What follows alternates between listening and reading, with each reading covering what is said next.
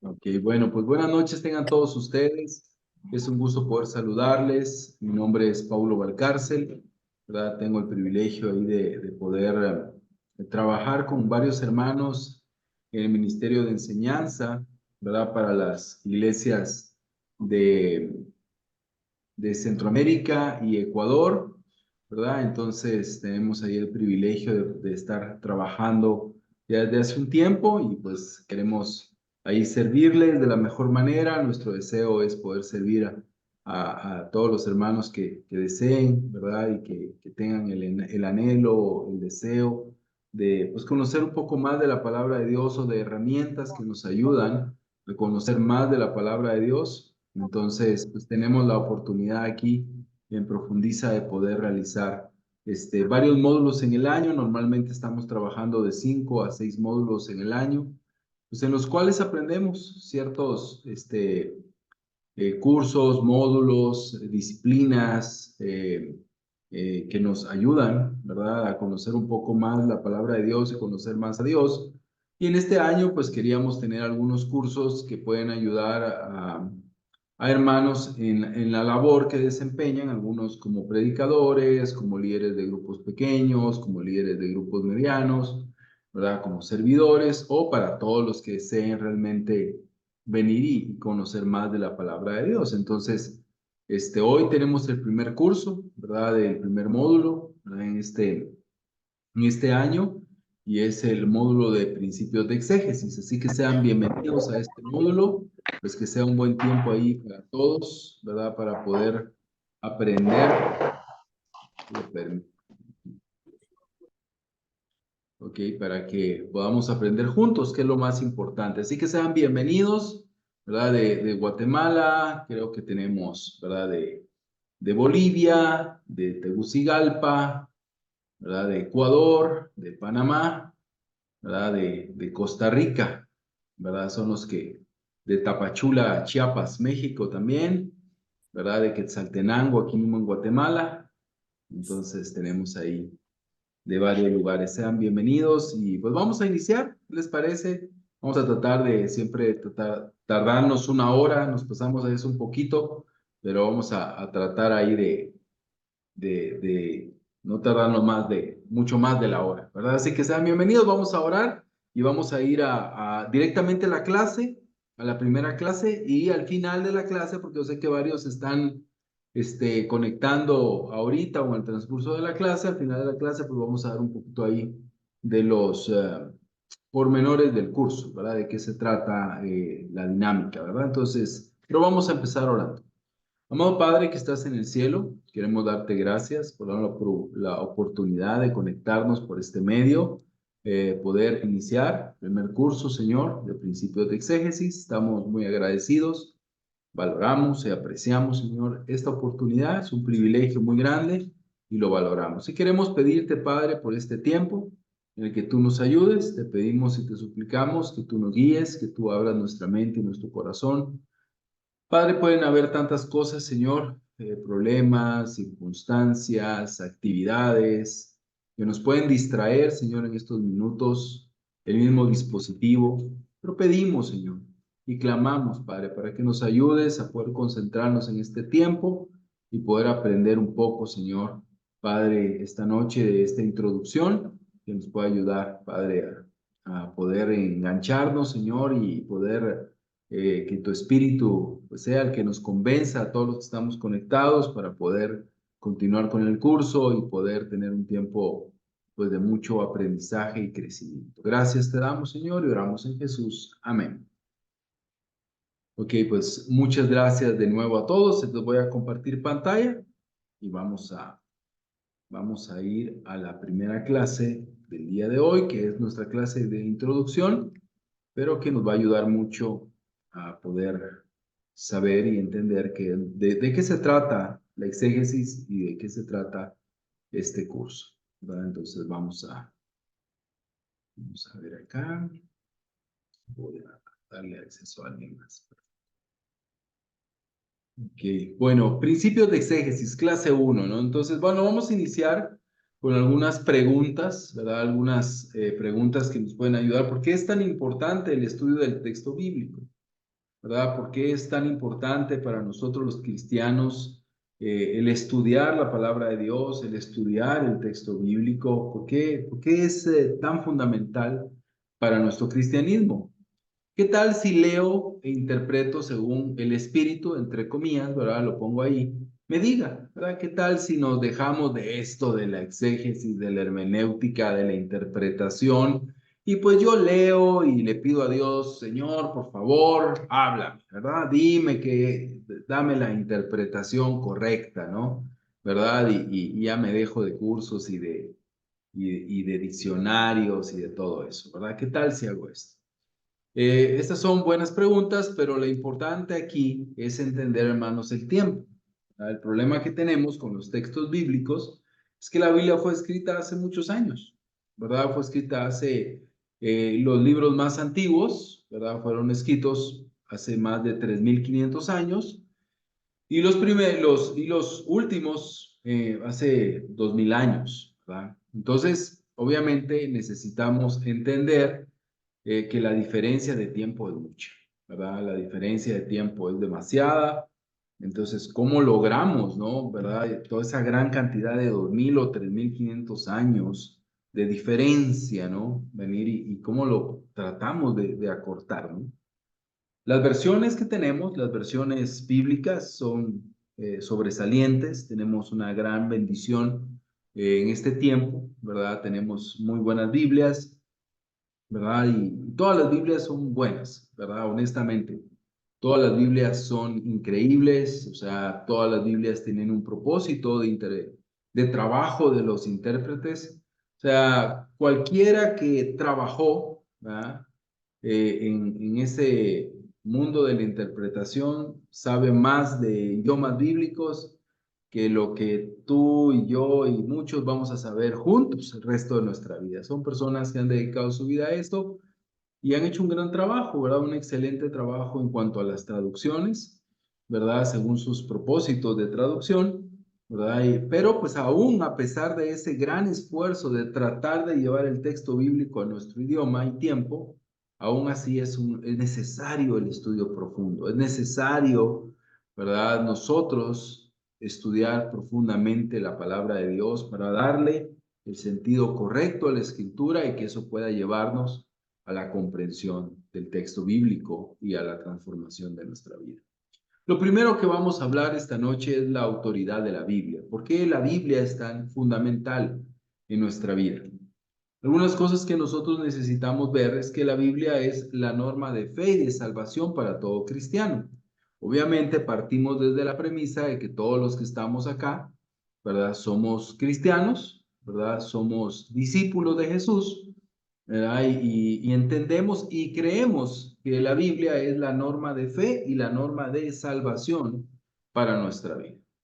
Número dos, también entendemos que el mensaje original de la Biblia es esencial. Entender el mensaje original de la Biblia es esencial, es algo muy importante para nosotros comprender ese mensaje, entenderlo realmente y comprenderlo y poder de verdad que el texto sea quien se interpreta y quien nos lo da a entender y nos lo explica. Pero también cuando hablamos del texto bíblico, hay que entender que hay diferencias entre los autores bíblicos y sus oyentes y nosotros. De la audiencia para nosotros, como les hablaba al inicio, hay tantos años. Entonces, ¿qué hay? Hay diferencias culturales y sociales. Aún nosotros que estamos acá, de diferentes nacionalidades, ¿verdad? De diferentes contextos culturales, aún entre nosotros hay diferencias culturales y sociales, ¿verdad? Entre nosotros hay muchas diferencias culturales. Hay muchas cosas, obviamente, que compartimos, pero también hay muchas diferencias. Imagínate cuánto más las diferencias culturales y sociales con los autores y oyentes bíblicos. También hay espacios temporales de los registros bíblicos para acá, ¿verdad? Eso ha transformado el mundo, ¿verdad? Ese espacio de espacio y tiempo en el cual se escribieron la Biblia es total y diametralmente diferente. Pero me puede decir, sí, pero el pecado es el mismo, pero el ser humano es el mismo. Sí, pero el contexto es distinto y eso nos obliga a estudiar la palabra de Dios. También hay algo que es muy, muy fuerte, es las diferencias idiomáticas y lingüísticas. Hay una gran diferencia, obviamente, entre los idiomas bíblicos, que los tres idiomas, el hebreo, ¿verdad? El arameo, muy poco es del arameo, pero sí hay porciones del arameo, y del griego, ¿verdad? Son lenguas muertas, ¿verdad? Son lenguas muertas, no es el mismo hebreo el que se habla ahorita el bíblico, ni el mismo griego que se habla ahorita el bíblico, realmente son lenguas muertas, entonces hay una gran diferencia, ¿verdad? Idiomática, lingüística. Situaciones políticas que enfrentaban en ese tiempo son totalmente diferentes y distintas a las que nosotros vivimos, y eso nos obliga a estudiar. ¿Verdad? Y eso es, esas diferencias nos obligan a buscar el mensaje, nos obligan a indagar, nos obligan a dar pasos y entender y buscar el mensaje, ¿verdad? De una manera profunda y científica y académica. Y esto es importante. Veamos algunos pasajes. Dice Hebreos capítulo 1, versículo del 1 al 2. ¿Alguien me puede ayudar a leerlo para que ahí no se me duerman? Alguien que me pueda ayudar, ahí está en la pantalla, no tienen que buscarlo, pero alguien que me pueda ayudar, por favor, a leerlo. Yo, Gracias. hace mucho tiempo, Dios habló muchas veces y de diversas maneras a nuestros antepasados por medio de los profetas. Y ahora, en estos últimos días, nos ha hablado por medio de su Hijo. Dios le prometió todo al Hijo como herencia y mediante el Hijo creó el universo. Y gracias, Betty. ¿Qué vemos en esta escritura de Hebreos 11:1? Aquí habla sobre la palabra de Dios y perdón, la escritura está mal, es Hebreos 1 del 1 al 2. Hebreos 1 del 1 al 2 está ahí mal. Lo que vemos en la escritura, ¿verdad? Lo que la escritura nos enseña y nos muestra, ¿verdad? Es que dice que desde hace mucho tiempo, así es como comienza, ¿verdad? Este tratado teológico, ¿verdad? De la carta a los hebreos. Dios habló de muchas veces y de diferentes maneras, ¿verdad? Nuestros antepasados.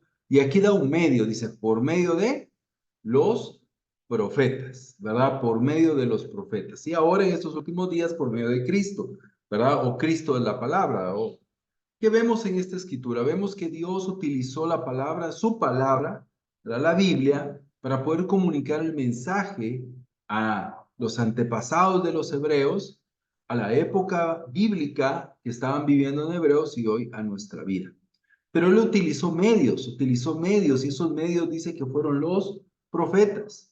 Y vemos hoy a través de los escritos bíblicos, ¿verdad? Esos relatos, esos mensajes, pero por medio de estos hombres, de estas personas que escribieron la palabra de Dios. Estos hombres llamados agiógrafos, ¿verdad? Ese es el término que se les da a los escritores bíblicos. Son más de 40 o son 40 escritores bíblicos. Escribieron en 3 idiomas, escribieron en 3 continentes y entre el primero y el último escribieron en 1500 años más o menos, ¿verdad? De distancia. Entonces, Dios utilizó a todos estos hombres para escribir su palabra, pero es muy importante que Dios no mandó su mensaje, y eso pues lo vemos en otro curso que es de bibliología, ¿verdad? Que los vimos el año pasado, pero Dios no da su mensaje como que fuera eh, una grabadora, ¿verdad? Y que solo da su mensaje y ellos escriben tal cual, ¿no? En algunos casos sí, pero en la gran mayoría no. En la mayoría Dios inspira, Dios da la revelación a estos profetas, pero Dios utiliza a los profetas como tales, en sus tiempos, sus culturas, su idioma, ¿verdad? Sus medios de usos y costumbres, su personalidad y hasta su formación académica. Dios utiliza todos los rasgos de los profetas o de los escritores bíblicos y es Por eso es que hay una gran diferencia entre un escrito de Juan y un escrito de Pablo, ¿verdad? Entre un escrito del Antiguo Testamento, de un profeta mayor, aún con un profeta menor cuando uno es preexílico y otro exílico. Entonces son diferentes, son personas distintas, son personas diferentes, pero Dios utilizó a cada uno de ellos, pero está impreso en el texto parte de la personalidad, del contexto en el cual el profeta o el agiógrafo escribió. Y eso nos impulsa entonces a tratar de entender el idioma, a tratar de entender el contexto en el cual este escritor se desarrolló, ¿verdad? Y eso es un trabajo de investigación. Es muy importante ese trabajo de investigación para cada uno de nosotros. Y esto es así. Eh, los que vivimos en la ciudad, nuestro contexto es urbano, pero el que está en el campo, ¿no? Su contexto es rural. Y algo tan pequeño, tan básico para él y para mí puede ser distinto. Y el contexto hace la diferencia. Y eso nos obliga. Pero tenemos la palabra de Dios, ¿verdad? Y el clímax de la revelación, vemos que la palabra de Dios tiene una revelación que es general, que es por medio de la naturaleza y su creación. Tiene una revelación específica, que es por medio de la palabra de Dios. Y tenemos el clímax de la revelación, que es Jesucristo, que es el mismo. En Juan 1 vemos que el mismo es el Logos, es la palabra. Veamos otra escritura. ¿Alguien que me pueda ayudar, por favor, a leer 2 de Pedro 1, 20 y 21?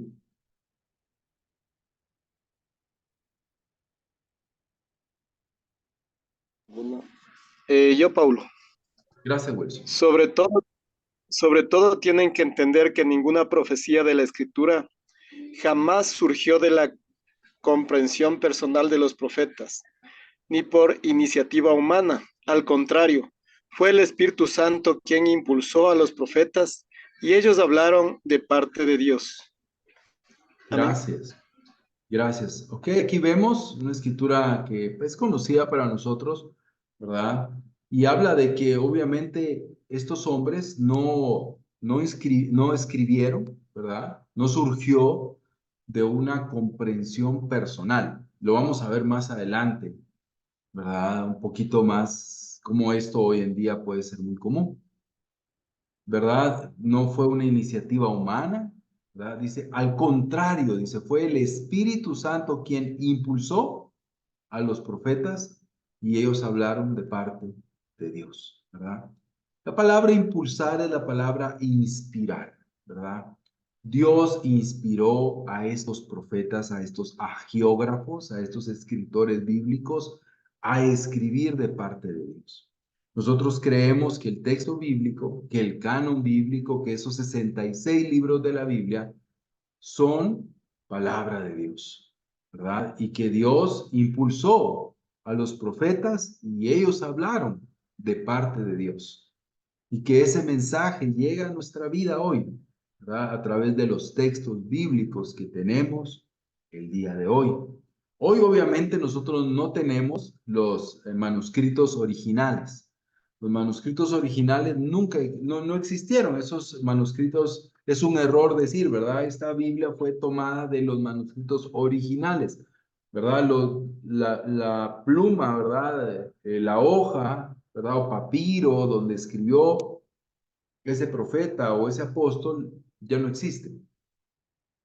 Pero existen miles y miles de copias, ¿verdad? De esos escritos. Y esos escritos han sido recopilados, han sido estudiados, han sido unificados, ¿verdad? Y nos dan ciertos textos, ¿verdad? En idiomas originales que vienen de fuentes antiguas, ¿verdad? Que se han trabajado, hay una crítica textual sobre esto, ¿verdad? Y hoy tenemos, y lo creemos, no solo por fe, sino también por lo que la ciencia nos muestra, de que tenemos los escritos fidedignos, ¿verdad? Y que fueron inspirados, ¿verdad? Por Dios, ¿quién? A los profetas. pero fue ese impulso, dice, fue un impulso, no, fue una inspiración. Pero ¿quién hizo esa inspiración? El Espíritu Santo. Veamos otra escritura. Segunda de Timoteo 3, 14 al 17. ¿Alguien me puede ayudar, por favor? La voy a leer yo para poner letras porque está más chiquita. Bueno, Pero tú debes permanecer fiel a las cosas que se te han enseñado. Sabes que son verdad, porque sabes que puedes confiar en quienes te las han enseñado, en quienes te las enseñaron, perdón. Desde la niñez se te ha enseñado las sagradas escrituras, las cuales te han dado la sabiduría para recibir la salvación que viene por confiar en Cristo Jesús. Toda la escritura es inspirada por Dios y es útil para enseñarnos los que, lo que es verdad y para hacernos ver lo que es mal en nuestra vida. Nos corrige cuando estamos equivocados y nos enseña a hacer lo correcto. Dios la usa para preparar y capacitar a su pueblo para que haga toda buena obra. Amén. gracias. Aquí vemos una palabra que es importante y es inspirada. Dice, toda la escritura es inspirada. Es interesante esta palabra en el idioma original, porque esta palabra en el idioma original, en el griego, no aparece en el griego clásico, ¿verdad? No aparece en los escritos no bíblicos. Cuando un escritor de esa época no tenía una palabra para poder dar a entender algo, se la inventaba, ¿sí? Se la inventaba. Y en este caso, Pablo se inventa esta palabra. Esta palabra quiere decir soplada por Dios, ¿verdad? Soplada por Dios. O sea, aquí lo traduce inspirado porque para nosotros no tendría una connotación, un entendimiento que dijera soplado, ¿no? ¿Verdad? Sobre todo para un nuevo lector. Entonces, toda la escritura dice que es inspirada por Dios, es soplada por Dios, ¿no? Dios es el que la dio, quien la sopló, como cuando el Espíritu Santo, ¿verdad? Que el Espíritu Santo es el Ruá, ¿no? El aire, ¿no? En el Antiguo Testamento, Espíritu Ruá, que significa viento, ¿verdad? Que significa soplo, ¿no? Entonces, la palabra de Dios es eso, es inspirada por Dios. Pero no solo es inspirada, es útil para nuestra vida. Y es una norma de vida para nosotros. Nos hace ver lo que está mal, nos corrige, nos educa, nos ayuda. La palabra de Dios tiene poder para nuestra vida. La palabra de Dios nos enseña, nos ayuda, nos guía. Y nosotros necesitamos entonces, si la palabra de Dios va a ser la norma de fe para nosotros, entonces es menester para cada uno de nosotros entender. Es necesario que la entendamos. Vamos a seguir leyendo ahora Hebreos 4:12. ¿Alguien que me pueda ayudar? Sí, buenas Todas las noches. escrituras son comunes. Vamos, William. Porque la palabra de Dios es viva y eficaz, y más cortante que toda espada de dos filos, y penetra hasta partir el alma y el espíritu, las coyunturas y los tuétanos, y discierne los pensamientos y las intenciones del corazón. Gracias, William. ¿Qué vemos acá? Dice que la palabra de Dios es viva, pero también dice que la palabra de Dios es eficaz. La palabra de Dios no solo es eficaz, sino también es eficiente, ¿verdad? Un ejemplo, un medicamento. Un medicamento es eficaz. ¿Por qué? Porque, vamos a poner un ejemplo, un medicamento que quita el dolor de cabeza. Es eficaz porque ha sido probado y diseñado, ¿verdad? Para quitar el dolor de cabeza. Pero es eficiente si cuando tengo dolor de cabeza me lo tomo. Si no me lo tomo, no es eficiente. Es eficaz, pero no es eficiente, porque no está cumpliendo su función. La palabra de Dios es eficaz y eficiente. La palabra de Dios siempre, si yo la leo, es eficiente para mí. ¿Por qué? Porque las cosas buenas y positivas que Dios, y yo la aplico obviamente en mi vida, ¿verdad? Va a traer una eficacia para mi vida. Pero si yo no la leo, también.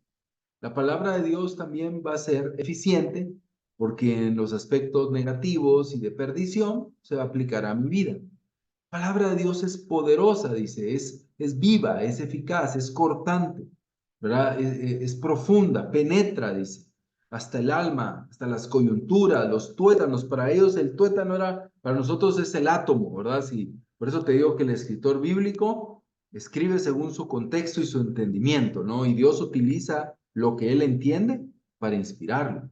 Si eso se hubiera inspirado en este momento, tal vez hubiera dicho la molécula, el átomo, no sé cuál es la partícula más pequeña, ¿verdad? Pero para ellos era el tuétano, la partícula más pequeña del cuerpo. Hasta ahí penetra, hasta lo más profundo del alma de la persona, ¿verdad? Y discierne, o sea, somete a juicio pensamientos, intenciones del corazón. La palabra de Dios es poderosa, es eficaz para nuestra vida, es algo profundo para nosotros. Entonces, esta palabra de Dios, ¿verdad? Es nuestra guía, nuestra norma de fe y nuestra norma de conducta, de salvación. Entonces, para nosotros, si la Biblia es tanto para nosotros, ¿verdad? Es la palabra de Dios, pero tiene una utilidad para nuestra vida, para nuestra salvación.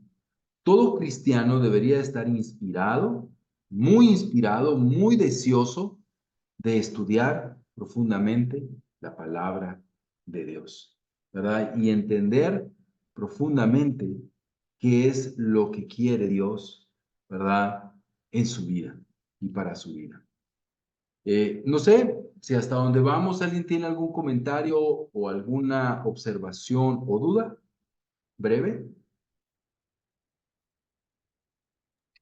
No, Pablo, yo no. Ok. Vamos a seguir. Miren cómo para Jesús era importante la palabra de Dios. Lucas 10, del 25 al 26, en Reina Valera dice, y he aquí un intérprete de la ley se levantó y dijo, para probarlo, maestro, ¿haciendo qué cosa heredaré la vida eterna? Él le dijo, ¿qué está escrito en la ley? ¿Cómo lees? Mira Jesús, cuando esta persona le pregunta sobre la vida eterna, Jesús le dice, ¿qué dice la Biblia? ¿Cómo tú la lees? ¿Cómo tú interpretas la palabra de Dios? Primero le pregunta, ¿qué está escrito? Y luego le pregunta, ¿cómo lees? O sea, ¿qué entiendes de eso? Hay un libro pequeñito que habla sobre Jesús y las preguntas. Es impresionante, pero Jesús muchas veces las preguntas las contestaba con otras preguntas. Entonces vemos a Jesús, le pregunta, ¿cómo le hago? Y Jesús le dice, ¿qué está escrito en la ley? ¿Cómo lees? ¿Verdad? Entonces, ¿qué nos enseña esa escritura? Que para Jesús también la palabra de Dios era la norma. Era la norma. ¿Verdad? Jesús obedeció la palabra de Dios y entendió que era la norma de conducta. Mira esta imagen, ¿verdad? Donde podemos ver ahí en Biblia Gateway, ¿verdad? Solo de Lucas algunas referencias de Jesús. Como Jesús dice, está escrito en la ley, está escrito en el libro las palabras del profeta Isaías, Lucas 3:4, porque está escrito, Lucas 4:10, Lucas 10:20 dice, ¿verdad? Porque su nombre, bueno, esa no aplica ahí. Lucas 10:26 dice, ¿qué está escrito en la ley? ¿Cómo lo lees? La que acabamos de leer. Lucas 20:17, ¿qué está escrito? Lucas 22:37, ¿qué está escrito? ¿Verdad? Lucas 24:44, ¿qué está escrito? ¿Verdad? ¿Qué está escrito de mí en la ley? De Moisés y los profetas. Entonces vemos que para Jesús la escritura está por encima de todo. La palabra de Dios es un libro único, es un libro poderoso, es un libro maravilloso. La palabra de Dios es esencial para nosotros, es vital en nuestra vida y necesitamos entonces estudiarla poderosamente. En la oración sacerdotal de Jesús en Juan 17 hay dos versículos. El versículo 8 dice, porque yo les he dado las palabras que me diste y las recibieron y entendieron que en verdad salí de ti y creyeron que tú me enviaste. Mira, Jesús en su oración dice, el Señor Dios le dio las palabras a Jesús y Jesús se las trasladó a ellos. Juan 5:5, Juan 5 decía, ¿no? Que Jesús mismo que nada de lo que él decía venía por él mismo, sino venía del Padre. Ellos las recibieron, dice, y las entendieron. ¿Ah? Y luego el versículo 17 dice, orando por sus discípulos, dice, santifícalos en la verdad. Tu palabra es verdad. ¿Qué vemos, hermanos, en estas escrituras? Es tan importante para nosotros. Entonces, recibir la palabra de Dios, entender la palabra de Dios, porque esa palabra me va a santificar. La santificación tiene tres formas. La santificación estacionaria, ¿no? ¿Verdad? Cuando nosotros nacemos de nuevo, cuando nosotros nos convertimos, nos bautizamos, nos arrepentimos, Dios nos llama santos, ¿verdad? Nos santifica, nos separa. Pero también hay una santificación, ¿verdad? Que tiene que ver con un proceso de transformación. Y Dios nos va santificando, cambiando, transformando. Y va a haber un día una santificación final, una salvación total. Pero ¿cuál es el medio? La palabra, tu palabra es el medio. La palabra de Dios es el medio. Dice, palabra de Dios es la verdad, tu palabra es verdad. Entonces es importantísimo, ¿verdad? Hasta aquí lo que yo estoy tratando, ¿verdad? Es tal vez simplemente recalcar lo que creo yo, que todos creemos, que la palabra de Dios es fundamental para nuestra vida. Entonces, si la palabra de Dios es fundamental para nuestra vida, es fundamental para nuestra salvación, es fundamental para transformar nuestra vida, es fundamental para nuestra salvación, conversión, transformación, todo, hay una necesidad entonces de entender la Biblia. Tengo que entender la palabra de Dios. Si es tan importante, si esos mensajes son tan importantes para nuestra vida, ¿verdad? No, son tan importantes para nosotros. No sé si algunos de ustedes, ¿verdad? Vieron algún día la película de Megamente. Para nosotros, nuestra casa, nos encanta la película, ¿verdad? Fue una grata sorpresa encontrarnos con esa película. Pero Megamente es un extraterrestre y que su planeta está siendo destruido y cuando sus papás lo quieren salvar, lo meten a una cápsula y le dan un mensaje, pero él no logra escuchar el mensaje. Él no logra escuchar el mensaje. Entonces sus papás le dan un mensaje y él es un bebé, pero no lo logra escuchar por la bulla, porque todo se está, el ruido, todo se está destruyendo y él sale y cae aquí en la tierra. Entonces él su infancia y adolescencia crece sin saber cuál era el mensaje, cuál era el propósito de su vida. Y bueno, no sé, por azares del destino, ¿verdad? Él cree que el mensaje que le dieron sus padres es que él debería ser un villano, ¿no? Y ahí va la película, ¿no? Ahí la terminan de ver. Pero nosotros no tenemos ese problema. Nosotros sí tenemos el mensaje. Lo importante es entender el mensaje, comprender a cabalidad el mensaje. Y de eso trata lo que estamos viendo el día de hoy. ¿Hay problemas en la iglesia? Claro que hay problemas en la iglesia. Toda iglesia aquí representada, pues tiene problemas. No sé si alguien tiene alguna iglesia donde no hayan problemas, donde todos los hermanos son la representación misma de Cristo, ¿verdad? No sé si hay alguna iglesia así, ¿verdad? Yo creo que pues definitivamente no lo hay, ¿verdad? No hay una iglesia así. Entonces hay problemas en nuestras iglesias, ¿verdad? Hay problemas en nuestras iglesias, ¿verdad? Los jóvenes tienen problemas, tienen situaciones, ¿verdad? Con los dispositivos, ¿verdad? Problemas con la impureza, problemas con el ocio, problemas con el desánimo, ¿verdad? Con la falta de identidad y muchas cosas, ¿verdad? Que podemos tener en ministerios de jóvenes y universitarios. Los matrimonios tienen problemas, claro. Hay problemas dentro de los matrimonios. En la crianza de hijos tenemos problemas, claro. Pero en síntesis, todos los problemas de la iglesia tienen que ver con una falta de entendimiento de la palabra de Dios, una falta de comprensión de la palabra de Dios. Es más, mis problemas, mis angustias, mis pecados, mis fallas, las tuyas, nacen de una falta de entendimiento de la palabra de Dios. Nuestra ansiedad nace y se alimenta de la ignorancia, de la falta de entendimiento.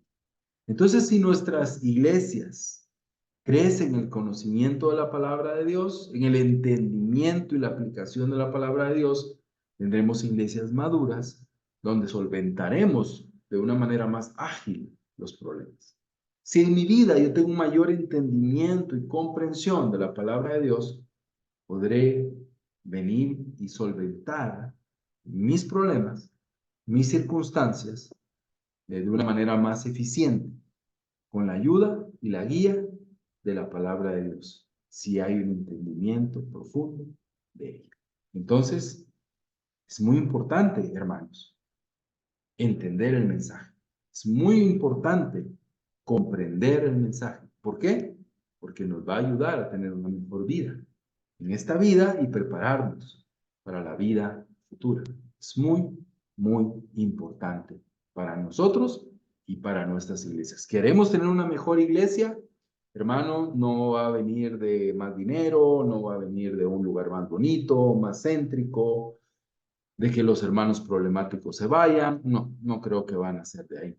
Van a ser de una mejor comprensión del texto bíblico, de la palabra de Dios, que nos lleve a vivirlo y a entenderlo profundamente. Amén. Ok, bueno, vamos ahora a ver algunas cosas. Hay algunas palabras interesantes que vamos a estar viendo. Obviamente el curso de hoy se trata de principios de exégesis, ¿verdad? Y vamos a ver un poquito de eso. Pero hay una palabra que quiero hoy enseñarles, que si no la has escuchado, tal vez ya la has escuchado, que es eisegesis. ¿Sí? ¿Verdad? Es una palabra ahí, ¿verdad? Que tiene una partícula, ¿verdad? Que es eis. Es una partícula ahí en el idioma original, ¿verdad? En su transliteración, ¿verdad? Esta palabra, ¿qué es esa palabra que hoy quiero que podamos ver y que podamos entender? Dice, es el proceso de interpretar, ¿verdad? Un texto de tal manera que el lector introduce sus ideas, generalmente de manera subjetiva, al texto. ¿Ok? ¿Qué es la eisegesis? La eisegesis no es estudiar el texto, sino interpretar el texto de tal manera que yo como lector introduzco mis ideas al texto. O sea, yo le digo al texto que diga lo que yo quiero que diga, ¿sí? Y le meto mis ideas, mi manera subjetiva de pensar, y ahí lo acomodo y lo calzo a como dé lugar, ¿sí? Ahí miro cómo. ¿Para qué? Para simplemente usar el texto con una excusa de decir que es algo bíblico, pero le hago decir al texto no lo que el texto quiere decir, sino lo que yo digo. La eisegesis puede entenderse como una interpretación orientada hacia un tema de interés subjetivo, o sea, personal, para el lector. También puede entenderse como una lectura sesgada, que le impone al texto un sentido que objetivamente hablando no está ahí. O sea, el texto no dice eso, ¿verdad? Pero el intérprete, dice intérprete, ¿verdad? Orienta hacia su propio interés las palabras del lector, las palabras del texto. ¿Verdad? Es una lectura sesgada porque ya va predispuesto, o sea, ya el estudioso o el lector, como queramos llamarlo, ¿verdad? ¿Qué es lo que hace? Él ya tiene su idea predispuesta, ya tiene toda su predisposición, ya va con su bagaje, entonces se acerca a la Biblia ya con todo armado, su manera de pensar armada. Entonces, todo lo ve con esos mismos lentes y viene y mete ese interés subjetivo al texto. Entonces, como dice acá, impone al texto un sentido que objetivamente hablando no está ahí. No está ahí, no es lo que el texto está diciendo. La eisegesis es el acto de interpretar un texto, especialmente uno religioso o literario, insertando ideas, creencias o prejuicios personales en la lectura del texto. ¿Sí? Entonces, el lector ya tiene sus ideas, ya tiene sus creencias y ya tiene sus prejuicios. Y no está dispuesto, ¿no? ¿Verdad? A venir y quitarlos con el propósito de estudiar el texto, del texto, sino lo que hace es venir y meterse, a meter sus ideas, meter sus creencias, meter sus prejuicios, y bueno, le hace decir al texto bíblico lo que no dice, lo que no está enseñando, y le da una aplicación obviamente incorrecta. ¿Por qué? Porque ha puesto una interpretación incorrecta al texto. Entonces, esto es la exégesis. ¿Se te hace algo común? ¿Crees que es algo que ocurre en el mundo religioso o aún puede ser en nuestra propia iglesia? ¿Cómo lo ves? ¿Qué piensas de esto? Vamos a hacer algunos comentarios, pero antes quiero darles un ejemplo. Está el hermano, líder de grupo pequeño, de charla bíblica, de familia, le llamamos aquí en Guatemala, o está el predicador, y bueno, él ya trae una idea en su mente. Dice, bueno, yo quiero decirle a la gente que tiene que venir a la iglesia, ¿verdad? Y que tiene que venir a los servicios. Esa es ya su idea. Entonces él ya está pensando y bueno, yo voy a hablar el domingo de que tienen que venir a la iglesia. Entonces voy a buscar un texto, Señor, ayúdame a buscar el texto. Primer error, su sermón o la charla bíblica o el devocional ya lleva una presuposición. O sea, no nace del texto, nace de la idea, no nace de un versículo, de un pasaje, sino nace ya de un deseo. ¿Ok? Está bien, hasta ahí, si busca las fuentes correctas, pero bueno, viene este hermano o esta persona y anda ahí husmeando por la palabra de Dios y encuentra y dice, yo quiero animar a este hermano, o quiero animar a mi congregación a que tienen que venir a la iglesia, a que tienen que venir. ¿Es correcto venir a la iglesia? Claro, es correcto. Y quiere animar a la iglesia. Entonces empieza ahí a buscar en los textos bíblicos y se encuentra con esta joya, ¿no? Segunda de Crónicas 27, 1 y 2, y dice, Jotam tenía 25 años cuando comenzó a reinar y reinó 16 años en Jerusalén. El nombre de su madre era Jerusa, hija de Sadoc.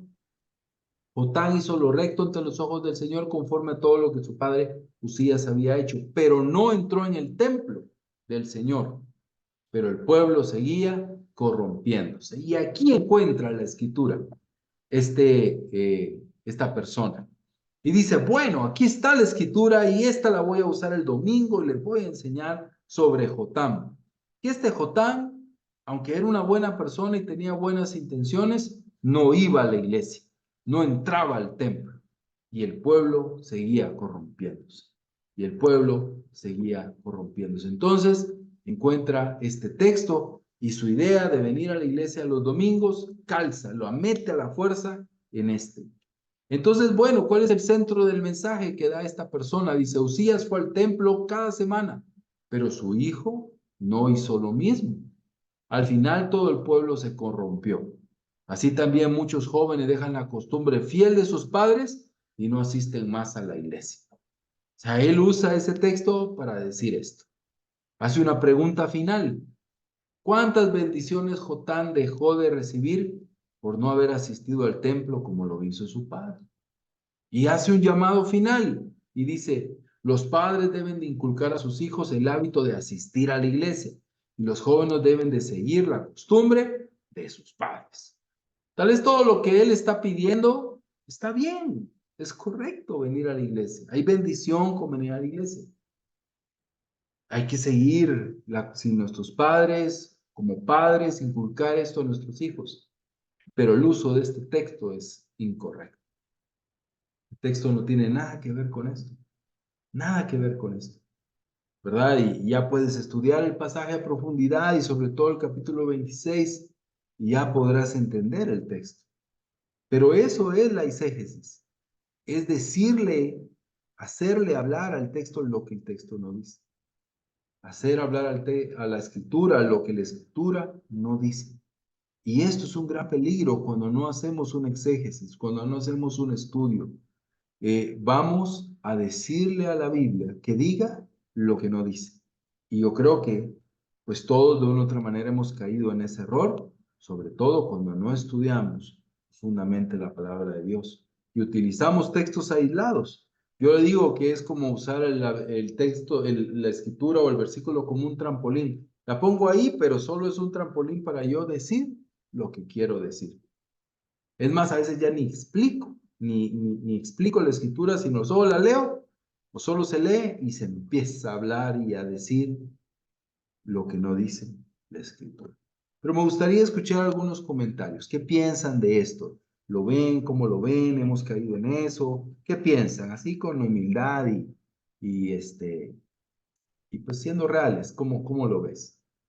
Por Yo favor, he caído comparte. en eso miles de veces Ujú, por por el hecho de querer ayudar a alguien, pues sí he tocado ese tema, he agarrado una escritura y sí, pues tal vez no me la aconsejé a la persona, pero no era el trasfondo adecuado. ujú. Ok, gracias, muchas gracias. ¿Alguien más? Yo, Sí, Pablo, perdón. Ujú. sí, Astor, muchas gracias. Sí, Astor y de muchas ahí Eduardo.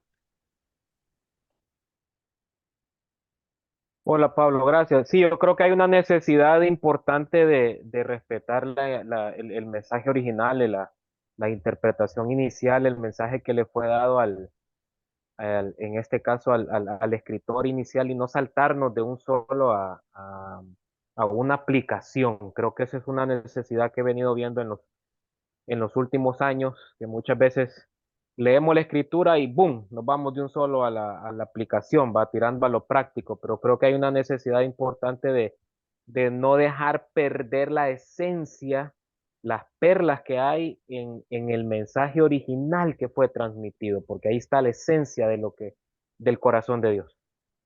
Ujú. Gracias, gracias Astor. Eduardo.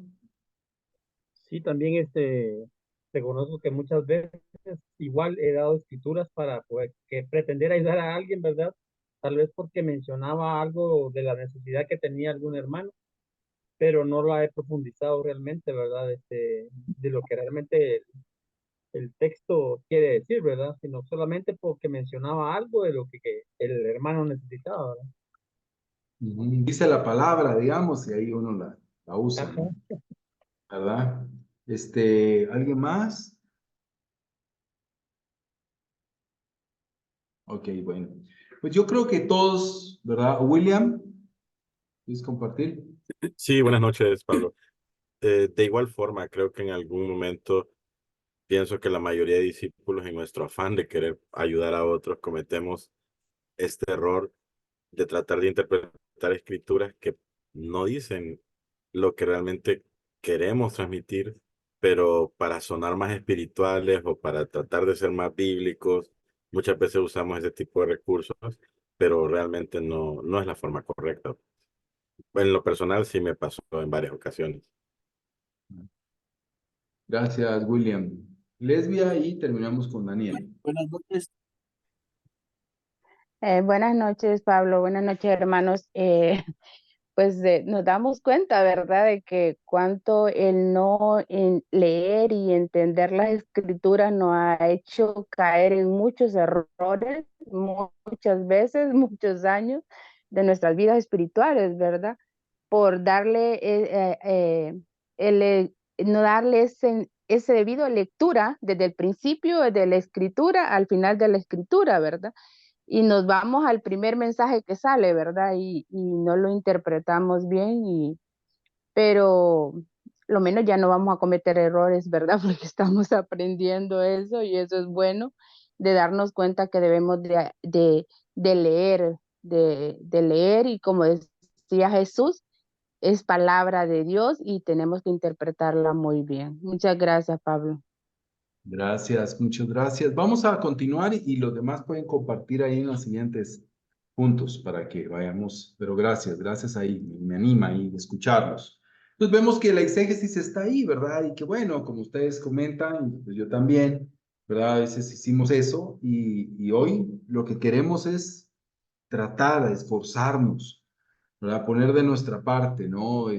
Con sumo cuidado, sobre todo quienes tenemos el privilegio de compartir la palabra de Dios en un podio, compartirlo en un grupo, en una charla bíblica o en un discipulado. Tenemos que estudiar mejor, porque ahí es donde la palabra de Dios va también a tener esa vida y ese poder. Entonces vamos a algunos términos que son importantes ahorita. Y uno es el término de la hermenéutica, ¿sí? Entonces, ¿cómo podemos salir de la exégesis? ¿Cómo podemos pasarnos de la exégesis a la exégesis? Primero veamos este término que es fundamental, que es el término de hermenéutica. Se dice que la palabra hermenéutica tiene su origen en el nombre Hermes, el dios griego, que servía como mensajero de los dioses, transmitiendo y interpretando su comunicación a sus afortunados o con frecuencia desafortunados destinatarios, ¿verdad? Entonces, en un sentido técnico, la hermenéutica se define, ¿verdad? Como la ciencia y el arte de la interpretación. Obviamente la hermenéutica tiene que ver con cualquier tipo de literatura, ¿verdad? No solamente la bíblica, sino también la histórica, ¿verdad? Y la legal también tiene mucho ahí, mucha importancia. No sé si, creo que Astor, no sé si es abogado, creo que sí, ¿verdad? No estoy seguro, pero el abogado no trata de ver cuál es el espíritu de la ley, ¿no? ¿Verdad? ¿Cuál es el espíritu? Y yo he escuchado ese término, ¿no? Es que ahí está mal aplicada la ley porque el espíritu de la ley, cuando se escribió, no era ¿no? ¿Verdad? Entonces, esta hermenéutica se aplica a todos estos textos y obviamente al texto bíblico, ¿verdad? Es una ciencia y es un arte. Se considera ciencia, ¿por qué? Porque tiene reglas, ¿verdad? Que pueden clasificarse en un sistema ordenado, ¿verdad? La hermenéutica tiene reglas, es una ciencia, ¿verdad? Pero también se considera arte, porque tiene flexibilidad, ¿verdad? Y es una comunicación que es flexible, ¿verdad? Entonces, pudiera distorsionarse el verdadero sentido de la comunicación si se aplican las reglas de una manera rígida y mecánica. Entonces, tiene que ver con esas dos partes, ¿no? Es una ciencia porque tiene elementos, reglas, pero también es arte porque es importante, ¿no? ¿Verdad? El encontrar la flexibilidad en la aplicación de las reglas, ¿verdad? Y cuando algo es un arte, significa que alguien puedes mejorarlo, ¿verdad? Puedes convertirte en un mejor artista, ¿no? Es algo que va en constante mejoría. Entonces, esta ciencia, ¿verdad? Esta aplicación del texto, este entendimiento del texto más bien, ¿verdad? Es algo que tiene sus reglas, pero que con la práctica lo vamos mejorando, ¿verdad? No es solamente ABCD, sino tiene que ir ahí, vamos mejorándolo, ¿no? Es algo que con la práctica se va mejorando, se va fluyendo mejor, ¿verdad? Y se va aprendiendo. Entonces eso nos lleva a un término, pues que es el término del curso, que es exégesis, ¿verdad? Exégesis, que es la palabra en griego, ¿verdad? Tiene un significado que es explicación, ¿verdad? O relato, ¿verdad? Derivada de esta palabra, exegeomai, ¿verdad? Que indica explicar, ¿verdad? Es un verbo, exponer e interpretar, ¿verdad? Hay sinónimos como explicación o comentario, ¿verdad? Entonces, ¿qué es una exégesis? Es el entendimiento, obviamente, de un texto. ¿Para qué? Para lograr la explicación del texto. La madre de la predicación expositiva, ya tal vez has escuchado ese término, es la explicación, es explicar el texto. No como dice Astor, lo vamos a ver más adelante en la parte de la aplicación, no como decía Astor, no es de saltar de la lectura a la aplicación. Es un grave error que hacemos a veces de una manera muy automática, ¿va? Un ejemplo clásico de este tema, ¿verdad? De una mala explicación y entendimiento es la Santa Cena, la pintura de la Santa Cena, ¿verdad? De Da Vinci. Todo lo que uno ve ahí está fuera de contexto. Todo, todo, ¿verdad? Desde cómo eran físicamente, ¿verdad? Los palestinos en la época de Jesús, cómo era una mesa, ¿verdad? Cómo eran las sillas y cómo era un lugar. O sea, obviamente Da Vinci quería eh, dibujar o pintar la Santa Cena y cómo lo hizo, como él entendía. Como él, para él era una mesa, como para él era una túnica, ¿verdad? Y las personas bellas que él conocía en su tiempo. Entonces todo él lo hizo conforme a su entendimiento. Fue total y completamente subjetivo. Hizo una exégesis. O sea, él no explica nada en el texto, la pintura. La pintura no nos muestra nada, ¿verdad? De cómo era, ¿verdad? No nos sirve de nada esa pintura para entender mejor la cena del Señor. La exégesis es distinta. La exégesis trata de ir o va al texto bíblico, extrae de él el entendimiento para poder explicarlo. Primero a mí, poder entenderlo, poder explicármelo. Ah, esto es lo que sucede. Ah, esto es lo que pasa. ¿Sí? La exégesis busca la investigación histórica en el significado del texto bíblico. La exégesis contesta la pregunta, ¿qué quiso decir el autor bíblico? ¿Qué quiso decir el autor bíblico? Tiene que ver tanto con lo que dijo, el contenido mismo, como el por qué lo dijo, ¿verdad? En el punto dado en el que lo dijo, el contexto literario. Entonces, la exégesis contesta esa pregunta, ¿qué quiso decir Jesús? ¿Qué quiso decir Jesús cuando dijo esto? ¿Qué quiso decir Dios cuando dijo esto? ¿Qué quiso decir Moisés cuando dijo esto? ¿Qué quiso decir David cuando dijo esto? ¿Cómo puedo entender? Pero para eso hay que tener una investigación, ¿verdad? Y lograrla. ¿Qué vemos? Además, primordialmente la exégesis tiene que ver con la intención. ¿Qué se propuso el autor que entendieran sus lectores originales? O sea, ¿qué se propuso? ¿Cuál es la idea del autor original? ¿Qué quería? El mensaje que el Espíritu mostró a esa persona, ese autor, ¿qué quería? ¿Verdad? Los exegetas le llaman la locución, ¿verdad? Lo locutivo. ¿Qué quería? ¿Cuál era la intención? La exégesis es la aproximación metodológica a la escritura, para que uno pueda llegar a comprender lo que el pasaje significaba cuando el autor lo escribió y cuando los lectores originales lo entendieron. ¿Sí? ¿Cómo? ¿Cómo? ¿Verdad? ¿Qué pasó? ¿Qué significaba? ¿Verdad?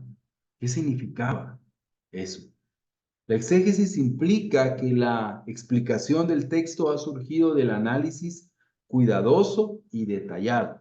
El exegeta pone atención tanto al lenguaje del texto como a las circunstancias históricas y culturales de la que proviene, ¿verdad? Entonces, ¿qué hace el exegeta o qué hacemos nosotros cuando lo que buscamos, ¿verdad?, es estudiar el texto bíblico?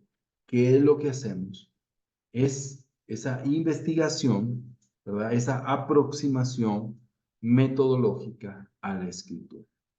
Es tratar de estar ahí, en ese lugar, tratar de entender, ¿verdad?, qué es lo que se dijo, cómo se dijo, no sacarlo de su contexto, ¿verdad?, sino poder entenderlo. ¿Qué significaba la palabra? ¿Cuál era el uso cotidiano de la misma? Para poder entenderlo, para poder comprenderlo, ¿verdad? Entonces, esto es lo que es la exégesis, ¿no? Esta aproximación, ¿verdad? Antes de continuar, los hermanos que estaban pendientes ahí de compartir, ¿quieren compartir todavía algo sobre esto? Y ahora viendo también la parte de la exégesis.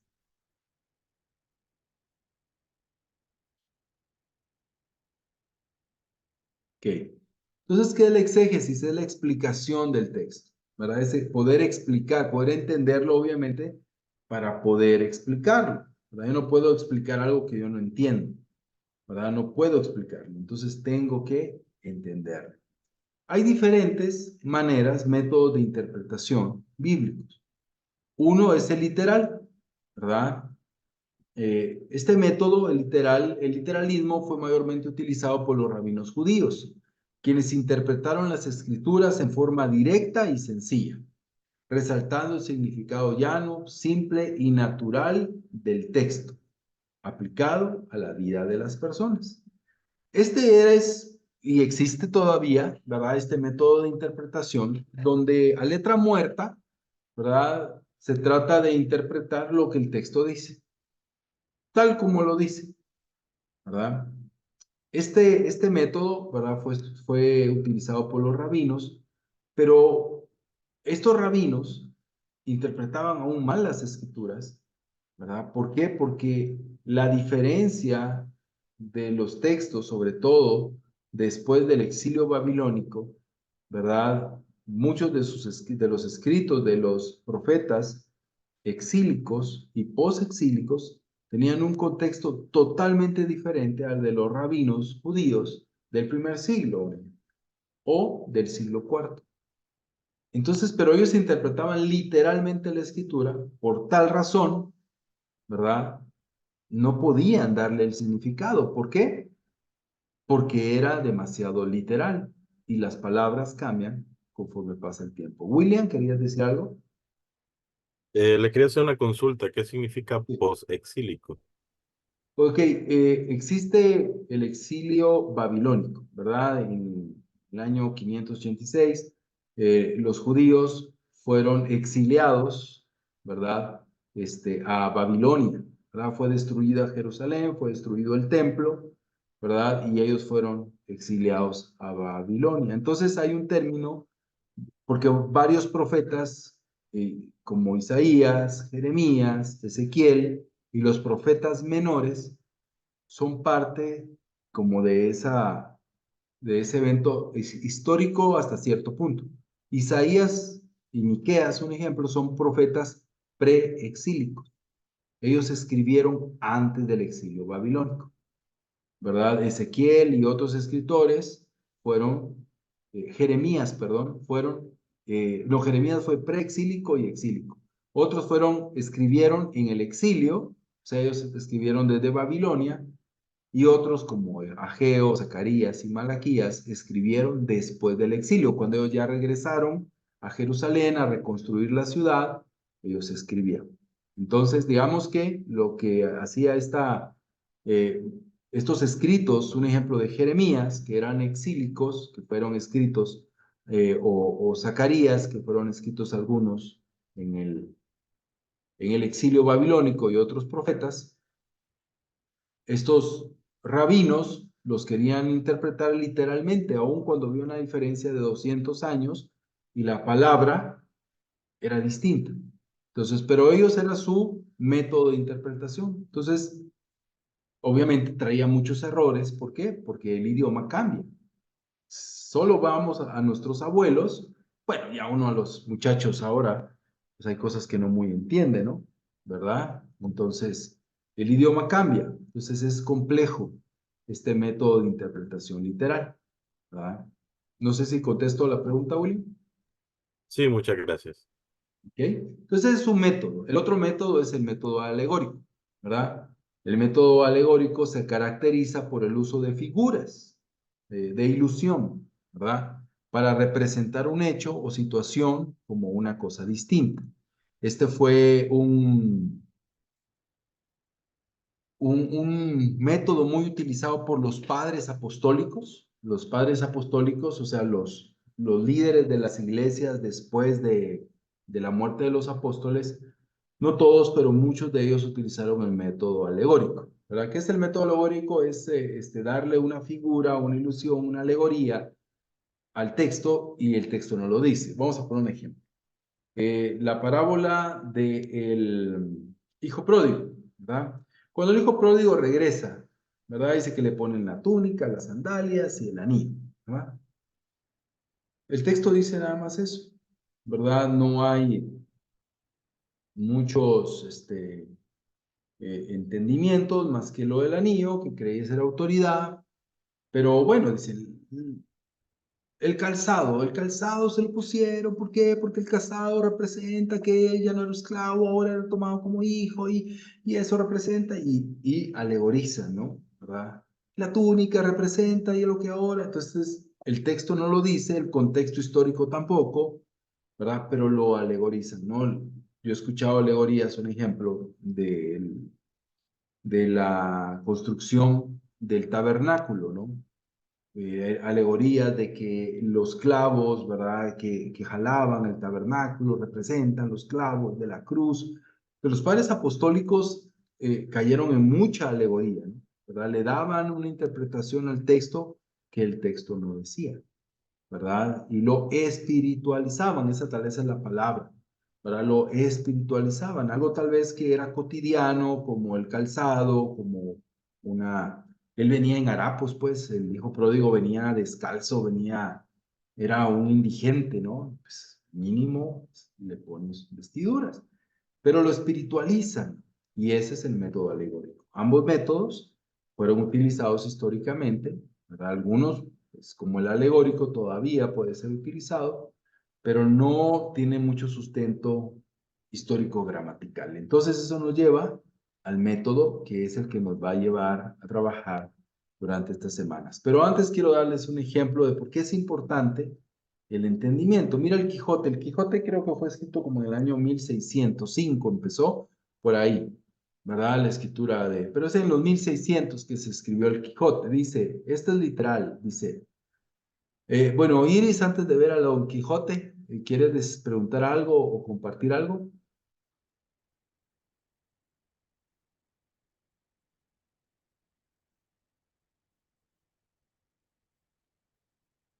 No te escuchamos, Iris. Desbloqueaste el micrófono, pero no se te escucha. Ok, ahora, Ahora sí, ahora sí. Paulo, dos consultas con el tema de la exégesis. Tú hablabas al principio de que, de que se puede interpretar o de que se puede considerar del lugar de donde es la persona, de la época y todo eso, ¿verdad? Entonces, cuando Ujú. haces exégesis, ¿cómo no mezclas eso o cómo lo mezclas, cómo lo utilizas? Porque si estoy haciendo una interpretación para que sea lo más acertada posible, verídica, pero yo soy de otra región, de otro pensar, de otra costumbre, lo que estoy leyendo lo es, ¿cómo hace uno ahí en esa parte? Ujú. Ok, bueno, lo vamos a ver, pero Ah, básicamente, ok. sí, pero no, básicamente te puedo contestar, extraemos el principio, ¿sí? Extraemos el principio. Y el principio es el que, después del estudio, ¿verdad? Al extraer el principio, nosotros podemos dar una aplicación. Un ejemplo, el lavamiento de los pies, ¿verdad? Para unas iglesias aún esto es una orden de Jesús, ¿sí? Jesús dice, ¿verdad? Que se laven los pies los unos a los otros, ¿verdad? Él lo dice literalmente Jesús, ¿verdad? Literalmente, ¿verdad? Entonces algunas iglesias, ¿verdad? Lo han tomado literalmente y es se me fue la palabra, se me fue la palabra, pero bueno, es algo fundamental, ¿verdad? Costumbre. Más que costumbre, es como lo es el bautismo, la cena del Señor, ¿verdad? Una base. No, no, ahí ya me voy a acordar ahí de la palabra, ¿verdad? Es una palabra ahí religiosa. Entonces, bueno, para Un ellos el ritual. lavamiento sí, es un ritual, ¿verdad? Viene y exacto, gracias Daniel. Es un sacramento, 100 puntos, ya ganaste el curso, Daniel. Sí, es un sacramento, entonces para ellos es un sacramento el lavamiento de los pies, ¿verdad? Entonces hay que hacerlo porque Jesús lo dijo literalmente. Entonces el exegeta va al texto, ve las costumbres, ve que el lavamiento de los pies era era algo necesario en la época, que era una costumbre y un uso de la época. Entonces, bueno, extrae el principio, ¿verdad? Se hace el exégesis ahorita, pero extrae el principio. ¿Cuál es el principio? Es hacer actos de servicio, los unos por los otros, actos de servicio humildes, los unos por los otros. Hoy para nosotros, el lavamiento de los pies no es parte de nuestra cultura, pero sí existe un principio que es subyacente ahí, ¿verdad? En Juan 13. Entonces, ¿cómo lo traemos para acá? Bueno, hay diferentes maneras de servirnos nosotros, ¿verdad? Atendernos, ser hospitalarios, ayudarnos, ¿verdad? Entonces, apoyarnos, no sé. Entonces, ¿cómo hacemos ese viaje? Extrayendo el principio. El principio nos va a ayudar a poder dar una aplicación que puede ser adecuada para nuestros días, ¿verdad?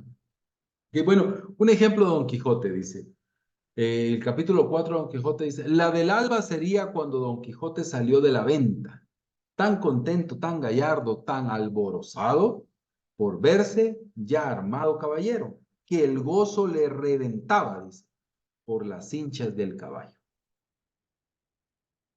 Se oye muy, muy, bonito, pero no, hay cosas que no entiendo. ¿Qué es alborozado? Pero sobre todo esta parte dice que el gozo le reventaba por las hinchas del caballo. O sea, Don Quijote salió tan contento de la venta, porque tan gallardo, ¿no? ¿Verdad? Por verse ya armado caballero, pero estaba tan feliz, ¿verdad? Que el gozo le reventaba por las hinchas. Las hinchas del caballo son esta parte de acá, donde va el lazo, la cinta, el cincho que amarra la silla. Ahí le salía, ¿verdad? Entonces, literalmente no lo puedo entender, ¿no? Porque no está escrito de una manera literal, sino de una manera poética. Entonces, ¿qué tengo que hacer? Bueno, tratar de entender, comprender qué significa, qué tiene que ver. Entonces, hay un dicho, era un dicho común. O sea, era una manera de decir, estaba tan feliz que desde el interior, desde la parte de abajo del caballo salía la felicidad. Una manera de decir que el gozo de Don Quijote era exuberante. Entonces, un escrito, pues, que tiene que 400 y pico de años, no sé, a veces es tan complejo, ¿verdad? De entender, pues, cuanto más la Biblia. Entonces, eso nos lleva al método que nos va a apoyar, y es el método histórico gramatical, ¿sí? ¿Qué es el método histórico gramatical? Ya vimos, pues, que el método literal, perdón, el alegórico, hay otros, son los más comunes, y el que vamos a ver ahorita, tiene como objetivo hallar el significado de un texto sobre la base de lo que sus palabras expresan en su sentido llano y simple, o sea, el original, a la luz del contexto histórico en el que fue escrito. La tarea del intérprete es determinar con la mayor precisión lo que el hagiógrafo, el escritor bíblico, quiso realmente decir. Esto es lo que trata el método histórico gramatical. Los elementos de este método es el análisis histórico, ¿verdad? Es importante analizar la historia, ¿verdad? El contexto histórico en el cual fue escrito, qué era lo que estaba pasando, cómo era el mundo en esa época, cómo era los eventos históricos que estaban ahí. Nelson, ¿duda o comentario? Sí, no sé si se me escucha. Sí, sí, se te escucha. Ok. ¿Sería esto alguna forma de decir que es un tipo de apologética? Bueno, la apologética es la defensa de la fe, ¿verdad? Obviamente, para defender la fe de una manera correcta, pues es necesario entender el texto de una manera correcta. Es necesaria la exégesis para poder hacer apologética, ¿verdad? Entonces, apologética necesariamente no es exégesis, ¿verdad?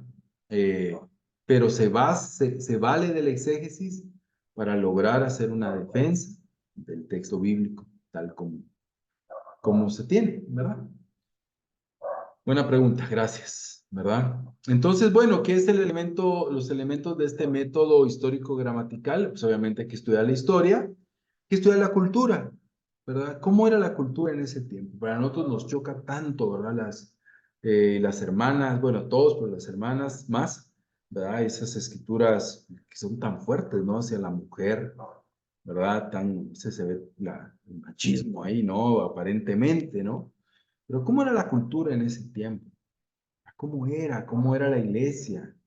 ¿Qué era lo que estaba pasando en Corinto? ¿Cómo era la cultura grecorromana de la época? ¿Sí?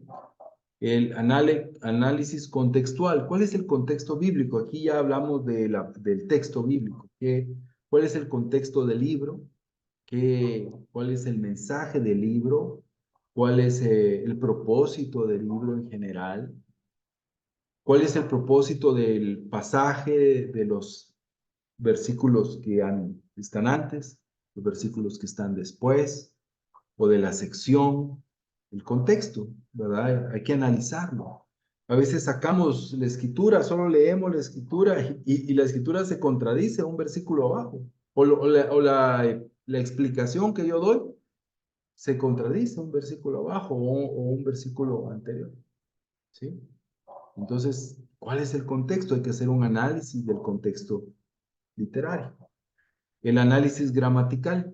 Hay que analizar la gramática, el verbo, las conjunciones, los usos de las palabras, la sintaxis en la que está escrito. Y hay que hacer un análisis teológico. ¿Qué dice el texto sobre Dios? ¿Qué me muestra en los versículos sobre Dios? En general, esto es los elementos del método histórico-gramatical. Es el método, pues, que nos permite hacer exégesis. El método literal, el método alegórico no nos permiten hacer exégesis. Hay demasiado sesgo en el literal y demasiado subjetivismo en el alegórico. Entonces, el método que nos obliga a rendirnos, si lo hacemos a conciencia, nos obliga, ¿verdad?, a dejar nuestras presuposiciones. Nos obliga a hacerlo, es el método histórico-gramatical, ¿verdad? Y aquí podemos ver un pequeño listado de las cosas que vamos a estar viendo en el curso de principios de exégesis, ¿verdad? Vamos a hablar sobre herramientas, sobre cómo entender la cultura, qué herramientas, cómo buscarlo y cuán importante es estos puntos de vista y estos análisis para poder entender el texto, para poder comprender el texto, ¿verdad? Y así es, o sea, a veces es más fácil de lo que imagina uno, ¿no? Un error. Habla uno de la sanación del hombre paralítico, que estas personas, creo que está en Marcos, lo meten por el techo. ¿Recuerdan eso? ¿Ah? Entonces, y uno piensa, no, hicieron pedazos ese techo. Quitaron el techo y cuánto amaban a ese amigo que le despedazaron la casa a esa pobre persona, pero con tal de sanar, y Jesús se asombró de su fe porque hicieron destrozos, ¿verdad? Entonces uno se imagina que quitaron el techo, paja, no sé. Hace uno una gran película, pero cuando hace uno un análisis contextual, pues no solamente se ve el contexto, sino también los pasajes paralelos. Y existe el pasaje paralelo en Lucas, donde Lucas, el escritor, especifica que eran tejas. Entonces ya ahí es más fácil, ¿no? Se quitan las tejas, se mete al enfermo y se ponen las tejas. No hubo destrozo, no hubo desorden, sino que triste, no todos se van felices y contentos y el dueño de la casa se queda, que probablemente era la suegra de Pedro, destruida, ¿no? Y enojada, ¿no? Pero el análisis contextual nos permite no cometer esos errores. Yo cometí un error una vez. Estoy predicando, ¿verdad? Cuando estaba en universitario, hace muchos años, sobre la transfiguración, ¿verdad? Bueno, sobre todo sobre la sanación del hijo endemoniado. Entonces, dice que sus discípulos no pudieron. Entonces, yo lo digo en el púlpito. digo, no, pues vinieron y ellos no pudieron, y Jesús mira a Juan y le dice, hombre de poca fe, mira a Pedro, hombre de poca fe, mira a Santiago, y dice, ¿ustedes qué les pasa? No tienen fe, y lo reprende. Yo ahí, ¿verdad? Grita y grita, ¿no? Y muchos hermanos me decían, amén, amén, amén. Y bueno, termino de predicar cuando se me acerca un hermano, ¿verdad? Y me dice, mira, Paulo, es que vos dijiste esto de que Juan, de que Pedro, de que, pues pero ellos no venían de arriba con Jesús, pues. Ellos no venían de arriba, a ellos no los regañó. Y yo, eh, ¿qué pasó? Yo solo me enfoqué en eso, en esos versículos, y no hice un análisis contextual. No leí ni siquiera el capítulo, ¿verdad? No lo leí. Entonces, grave error. Y así te puedo contar muchos, ¿verdad? Pero se nos va a alargar la clase. Entonces, pero estos son los elementos que nos ayudan a entender, ¿verdad? La cultura, lo histórico, todo. Y nos permite poder interpretar. Entonces, ¿qué hacemos con toda esta información? Nos lleva a la interpretación. Nos permite interpretar el texto. Como lectores de la Biblia, nuestra mente nos lleva, como decía Astor, a apresurarnos a interpretar. La interpretación casi es automática, pero dicha interpretación será muy probablemente sesgada o incorrecta. Eso es algo natural. Uno lee e interpreta. Cualquier texto, cualquier cosa. Si tú lees el periódico, ¿verdad? Digital ahora, ¿verdad? Lo lees y ya te imaginas la película y fue así, ¿verdad? Uno interpreta rápidamente. Y lo mismo pasa con el texto bíblico. Uno lee y uno interpreta de una manera muy rápida, ¿verdad? Y eso nos lleva a cometer errores. La interpretación es necesaria, pero solo es posible hacerla hasta que logramos una exégesis correcta. ¿Sí? Es importante, ¿verdad? Es importante, es necesario interpretar. Obviamente el texto hay que hacerle hermenéutica, hay que interpretarlo para poder comunicarlo, pero no es posible hacer una buena interpretación si no hacemos una exégesis correcta. ¿Sí? Después de una exégesis correcta podemos decir, lo que la Biblia dice es, ¿sí? Ya podemos decirlo con propiedad, lo que la Biblia nos enseña es, lo que Jesús dijo fue, lo que Jesús quiso decir era esto. Y algo muy importante es que la interpretación correcta es una. Y aquí es donde está el debate, ¿verdad? Y gracias a Dios en la gran mayoría de pasajes es fácil, no fácil, pero hay más unión en la interpretación. Hay pasajes complejos, ¿verdad? Donde hay posibles interpretaciones. Gracias a Dios no son pasajes que tengan que ver con nuestro estilo de vida, con nuestra redención y nuestra salvación, ¿verdad? Tienen que ver más con prácticas, ¿verdad? Pero es importante entender que la interpretación correcta es una. No hay, no hay varias interpretaciones. Solamente hay una interpretación. Y nuestra tarea es luchar y pelear para poder lograr esa interpretación correcta. Y eso nos lleva a la aplicación. Esto es lo que los teólogos llaman contextualización, ¿verdad? Y nos trae el texto hacia nuestras vidas, ¿verdad? Y hacemos ese viaje, ¿no? Del texto hacia nuestras vidas. Y entendemos que la Biblia es relevante, que aunque es un libro tan antiguo, viejo podrán decir algunos, es súper relevante para nuestra vida, ¿sí? ¿Por qué? Porque se extraen principios para nuestra vida. Y la interpretación es una, pero las aplicaciones pueden ser diversas, ¿sí? La aplicación es una. Volvamos al principio del lavamiento de los pies, ¿ok? Sírvanse, hagan actos de servicio los unos por los otros. ¿Ok? Eso puede aplicarse a diferentes contextos. Allá en Panamá pueden servirse de una manera, aquí otro. Las aplicaciones hacia nuestros padres, pues amar a mi padre, puede ser barrer, trapear, amar a un hermano, irlo a visitar, no sé, tantas aplicaciones que pueden haber cuando se extrae el principio correcto y nos ayudan. Amén, ¿verdad? Conclusiones. La Biblia es palabra de Dios y tiene todo lo necesario para conocer a Dios y que nos provea la santificación requerida por Él. Tenemos una necesidad de entender la Biblia, ya que existen diferencias, ¿verdad? Existen muchas diferencias, ¿verdad? En nuestro tiempo, ¿verdad? Y en los tiempos bíblicos, ¿verdad? Existen muchas diferencias. Hay diferentes métodos de interpretación, pero el que nos permite hacer una exégesis correcta es el histórico-gramatical. Con un exégesis histórico-gramatical nos hallamos en capacidad de interpretar un texto y la interpretación es una, pero las aplicaciones pueden ser diversas, ¿verdad?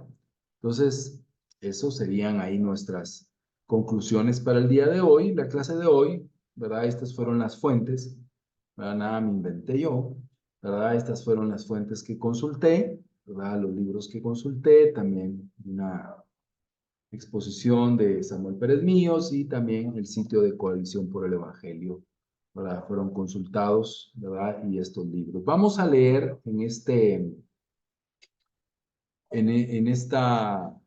curso, ¿verdad? El libro que vamos a leer, aprovecho de una vez para poder dar el anuncio, será este, Lectura Eficaz de la Biblia, ¿verdad? Entonces, ya algunos ya lo leyeron, es un libro bastante, lindo, ¿verdad? Nos ayuda.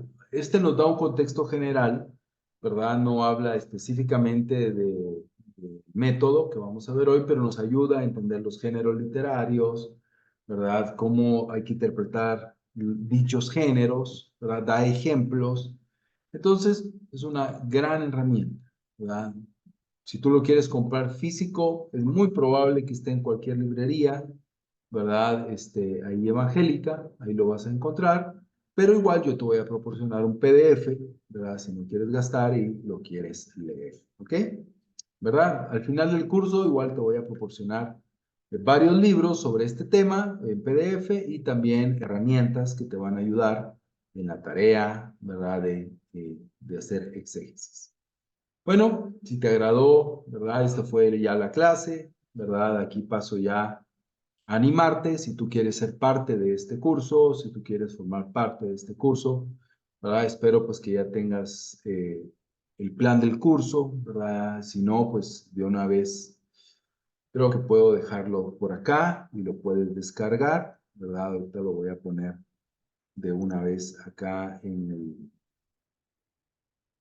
el chat, ¿verdad? De comentarios, ¿verdad? Entonces tú puedes ahí leerlo, ¿verdad? Ahí están las instrucciones para hacer tu aporte económico, ¿verdad? A Profundiza, ¿verdad? Y un formulario que es muy importante llenar. ¿Por qué? Porque en el formulario tú vas a poner tu correo, ¿verdad? Y en el correo yo te voy a mandar un link. En este año hemos probado con varias plataformas educativas. En la última, que pues, me gustaba mucho, pero tuvimos muchos, o varios problemas, no muchos, pero varios problemas que no les llegaban los correos, ¿verdad? Y no se podían dar de alta. Entonces, vamos a probar con esta, es más sencilla, pero es Classroom de Google, ¿verdad? Y aquí está el link, igual yo lo voy a mandar en el chat de Profundiza. Yo te voy a poner aquí mi número telefónico, si no lo tienes, para agregarte al chat de Profundiza, ¿verdad? Y ahí voy a mandar esta información, pero todo lo que vayamos a ver en el curso, toda la información del curso, todos los links, todos los recursos van a estar en Classroom, no en el chat de WhatsApp, ¿verdad? Entonces, todo va a estar acá, entonces es muy importante darte de alta, ¿verdad? En la clase, ¿verdad? Y esto es importante, tienes esta semana para poder hacerlo, esta semana no, vamos a tener una tarea, ¿verdad? El próximo lunes en la mañana vamos a tener un pequeño examen sobre lo visto el día de hoy para refrescar lo que vimos el día de hoy. Puedes utilizar la presentación, las notas de clase, todo esto va a estar o ya está en Classroom, ¿verdad? Y eso es lo que tienes que hacer, ¿verdad? ¿Qué vamos a hacer? Vamos a tener algunos exámenes y vamos a tener un proyecto final sencillo de interpretación de un pasaje de Filipenses, ¿verdad? Y vamos a aprender mucho, ¿verdad? Así que te animo aquí a poder formar parte de Profundiza y de este curso de principios de exégesis. ¿Ok? Hermanos, esto es todo por hoy, ¿verdad? Pues nos cerramos ahí